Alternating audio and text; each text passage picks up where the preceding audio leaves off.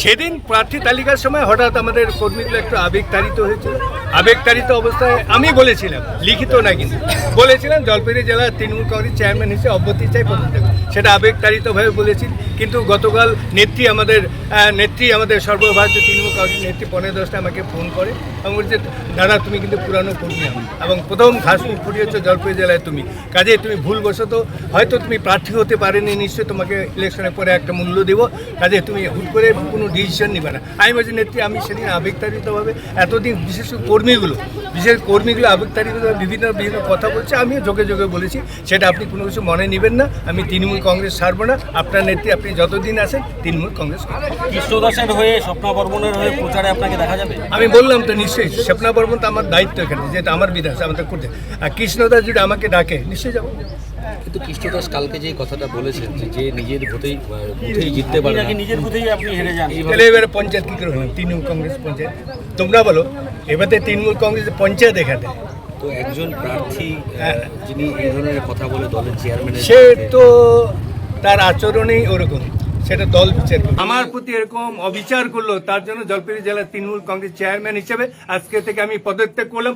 আমি শুধু না, দল বল সবাই করো, সবাই দলের চেয়ারম্যান কোনো মূল্য নেই, যেহেতু প্রার্থী আমাকে করলো না। সাংবাদিকদের সামনেই বলছি, আজ থেকে আমি জলপাইগুড়ি জেলার তৃণমূল কংগ্রেস দলের চেয়ারম্যান আমি পদত্যাগ করলাম। আমি দলের চেয়ারম্যান থাকবো না।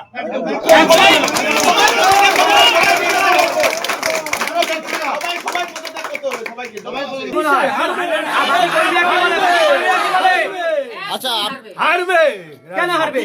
হারবে বিকল্প দল তৈরি করেছি আমি, এখানে ভিত্তিতে আমি তো দেখছি হাজার হাজার লোক এখানে। রাজগঞ্জে খোকা সরকার চাই, রাজগঞ্জে খোকা সরকারকে চাই আমরা। 98 থেকে যখন তৃণমূল দলটা গঠন হয় তখন থেকে দিদির সাথে আমি ছিলাম, দলটা করেছিলাম।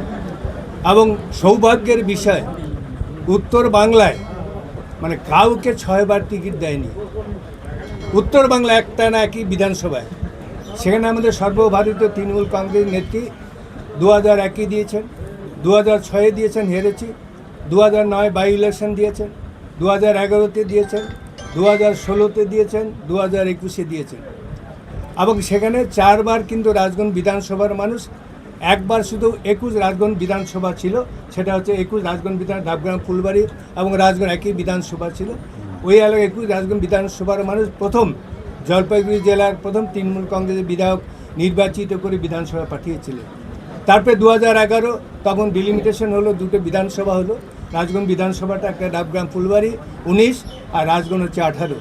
সেখানে 2011, 2016, 2021 পরপর 3 বার 18, 21 রাজগঞ্জ বিধানসভার মানুষ, সমস্ত স্তরের মানুষ যখন যারা দায়িত্বে ছিলেন, ব্লক সভাপতি থেকে শুরু, অঞ্চল সভাপতি থেকে শুরু করে আমাদের মহিলা সভায় সবাই কিন্তু পরিশ্রম করে আর টানা 4 বার আমাকে বিধায়ক করেছে।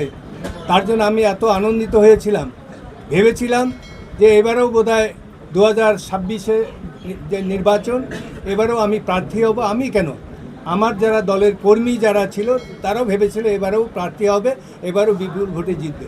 কিন্তু যখন তালিকাটা প্রকাশ হয়, হঠাৎ কর্মীরা সবাই ভেঙে পড়ে আর কি, যে নাম ছিল না অনেক কারণে, যাই হোক বয়সজনিত কারণে, যে কারণে হোক সেই তালিকা থেকে আর নামটা বাদ দিয়ে সেখানে স্বপ্না বর্মন 18 রাজগঞ্জ বিধানসভার প্রার্থী হন।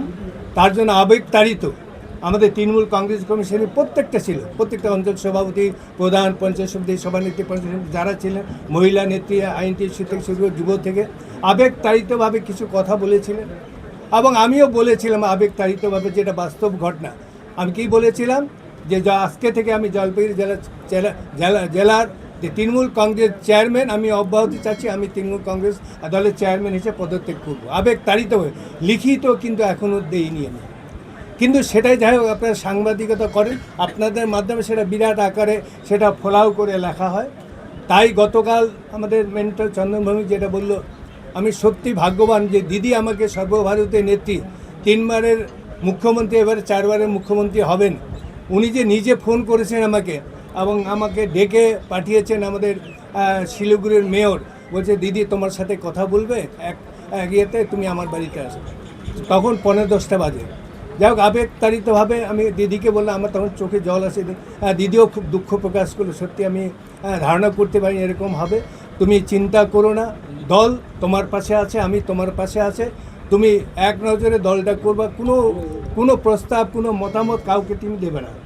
এবং তার জন্য সত্যি আবেগ দায়িত্ব যে একজন 3 বারের মুখ্যমন্ত্রী এবং এত কষ্ট করে ভারতবর্ষ আজকে কেন্দ্রীয় সরকার যেভাবে আমাদের রাজ্য সরকারকে যেভাবে বঞ্চনা করছে, সেই বঞ্চনার প্রতিবাদও যেভাবে আমাদের মামাটি মানুষের সরকারের মুখ্যমন্ত্রী যেভাবে লড়াই করছেন, আমরা সত্যি ভারতবর্ষে অনেক চোখে জল আছে। দল নিশ্চয়ই বিচার করবে কি করে। আমি তো জলপাইগুড়ি জেলা তৃণমূল কংগ্রেস চেয়ারম্যান পদত্যাগ করলাম, আপনার মাধ্যমে নিশ্চয়ই খবর যাবে। 2009-এ জিতেছি, 2011-তে জিতেছি, 2016-তে যে 2021-এ জিতেছি। তাই আমি কোনো চিন্তাও করতে পারিনি যে দল এরকম আমার প্রতি অবিচার করবে। যেখানে সিপিএমের একটা বিরাট ঘাঁটি ছিল, আজকে আমি টাকার কাছে হেরে গেলাম। নিশ্চয় কোনো লিডার টাকা এমন দিয়েছে। দুঃখ শুধু চোখে জল আসে না, আমি খুব গম্ভীর, খুব ধৈর্যটা আমার খুব আছে। আজকে দিদি যখন কংগ্রেস করতো তখন আমরা যুবক, তারপরে 98-এ দিদি যখন কংগ্রেস দল ত্যাগ করে তৃণমূল কংগ্রেস দলের একটা নতুন দল করে, তখনই আমরা কিন্তু বিশেষ করে আমি আরও কয়েকজন ছিল আর কি, কয়েকজন মারা গেছে, তৃণমূল কংগ্রেস দলে আসছিলাম। 2001-এ আমাকে প্রার্থী করেছে, 2006-এ প্রার্থী করেছে, সেবারও হেরে গেছি। তারপরে 2009 সালে বাই ইলেকশন আমাকে প্রার্থী করলো, সেটাকে অনুপ্রাণকে ডিঙে প্রায় 15,000 ভোটে জিতেছি। 2009-এ জিতেছি, 2011-তে জিতেছি, 2016-তে যে 2021-এ জিতেছি।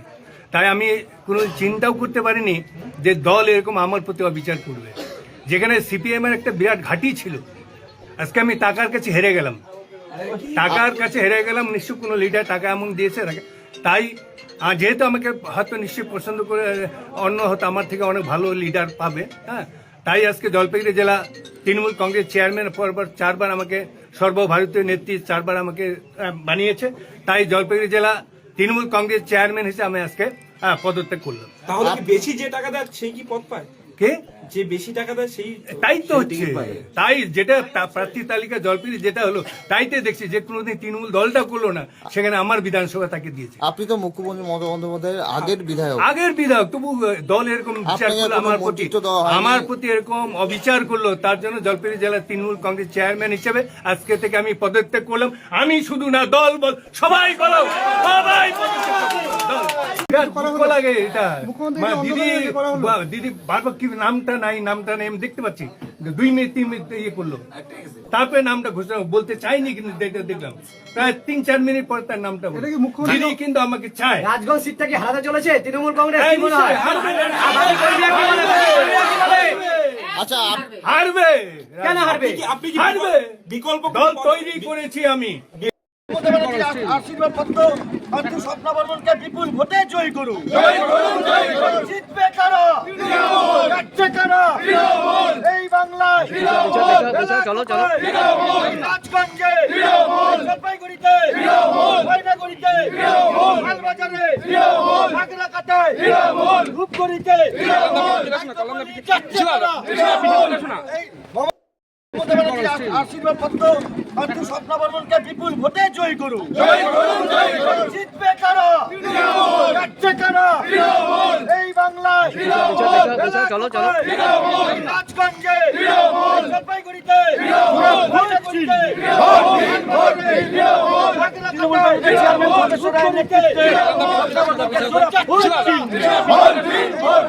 ভোট দেবেন কোনখানে? মালবাজারের প্রার্থী পুলিচিক বড়াইকে জোড়া ফুল চিহ্নে, ময়নাগুড়ির প্রার্থী রামমোহন রায়কে জোড়া ফুল চিহ্নে আসন্ন